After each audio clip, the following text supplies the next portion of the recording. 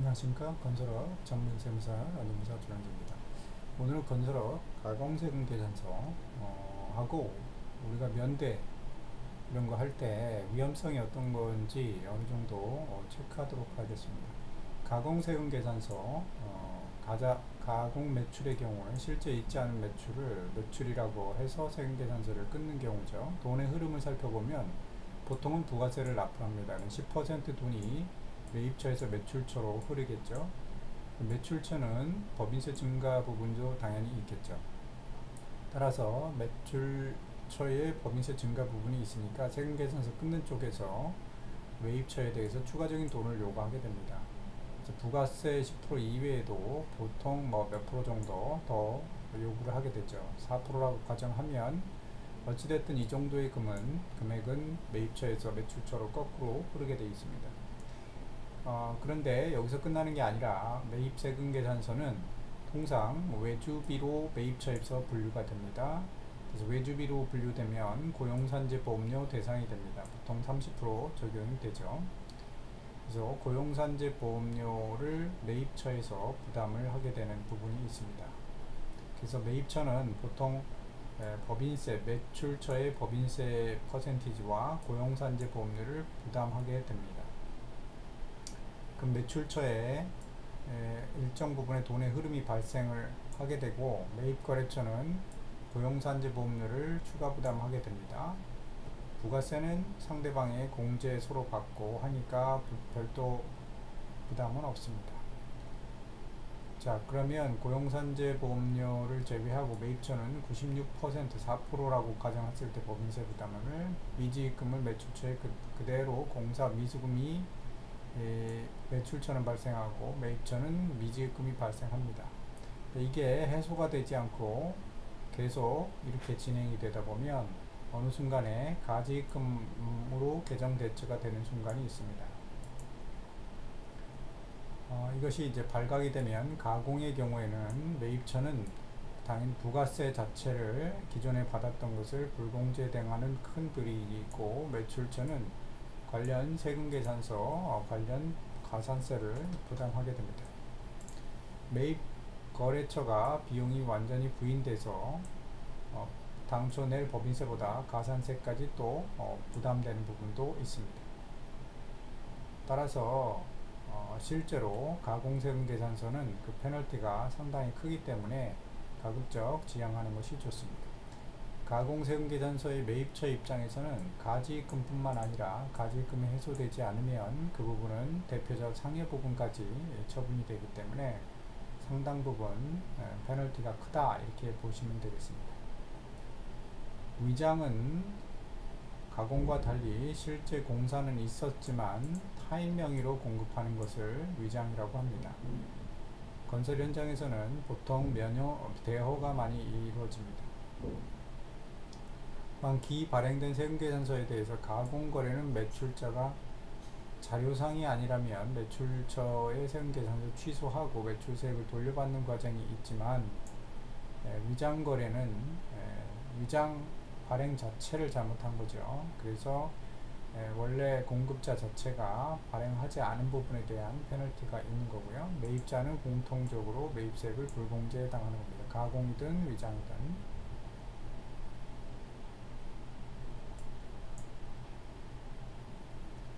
위장거래의 경우에 실매출자의 그것대로 매출을 인정하는 과정이 있고요. 세금계산 과세세는 당연히 받게 되고 공급받는 자는 역시 가산세와 매입세 불공제를 당하게 됩니다.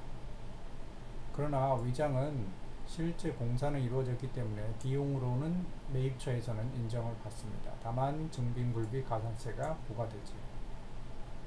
위장이 가공보다는 처벌이 약하게 되는 부분이 있지만 이것도 역시 불이익이 있기 때문에 위장이 아니라는 것, 면대가 아니라는 것을 입증할 부분이 필요하겠습니다.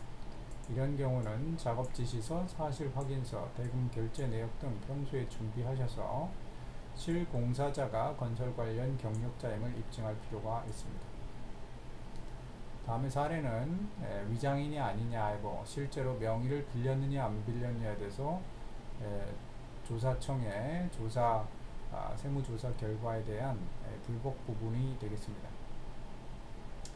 대금의 흐름을 살펴볼 게고요. 보통 건설업 특성상 전문 자격이 필요함에도 그 전문 자격, 철골 관련 사업을 영위한 사실이 없다.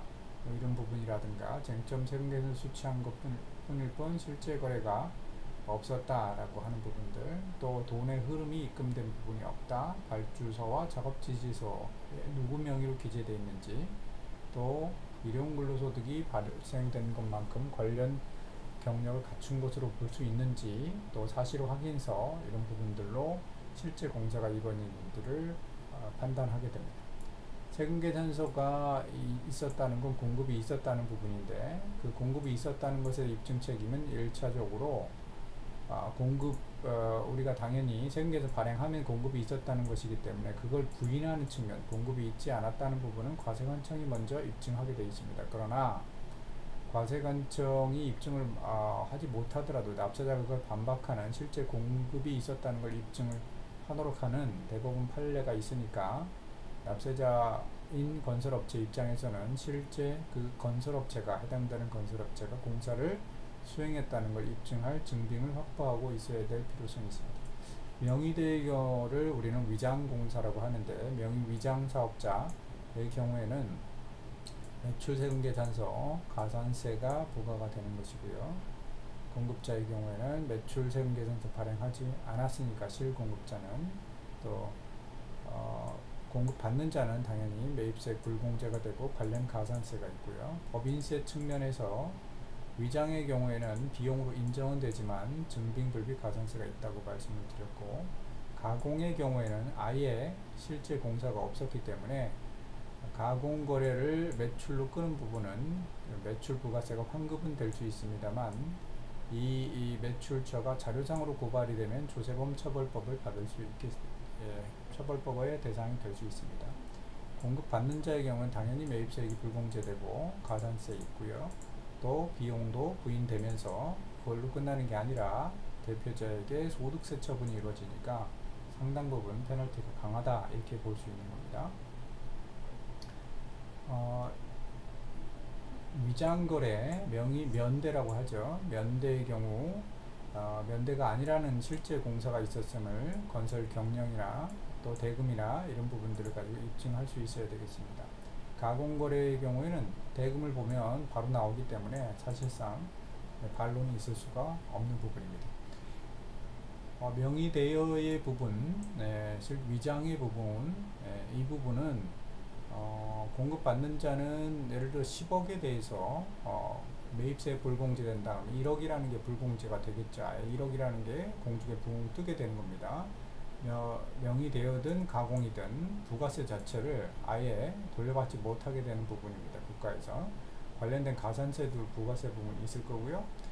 명의대여의 경우에는 비용으로는 인정을 받지만 매입처에서 2% 정도, 해당된 10억의 2% 정도 또 가산세가 있을 겁니다. 그래서 한 2천만 원 정도 가산세가 있을 것이고, 1억 정도는 불공제되는 부분이 있을 것이고, 또 세금을 그때 내지 않았다면 세액에 대해서 신고납부 불성실 가산세가 부가세법상 있을 것이고요.